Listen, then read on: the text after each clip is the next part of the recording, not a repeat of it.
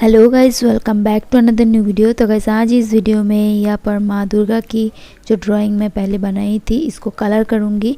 तो आप लोग अगर इसका आउटलाइन ट्यूटोरियल वाला वीडियो अगर नहीं देखे हो तो देख सकते हो, मेरे चैनल पे मैं पहले अपलोड कर दिया हूँ। तो आप लोग ज़रूर वो वाला वीडियो एक बार देख लेना। एंड इसको कलर करने के लिए मैं यहाँ पर यूज़ कर रही हूँ ये वाला पोलो ऑयल पेस्टल कलर, देख सकते हो 25 शेड्स। तो यहाँ पर मैं यही कलर यूज़ कर रही हूँ। आप लोग चाहो तो कोई भी ऑयल पेस्टल यूज़ कर सकते हो इस जगह पे। तो चलो वीडियो को स्टार्ट करते हैं।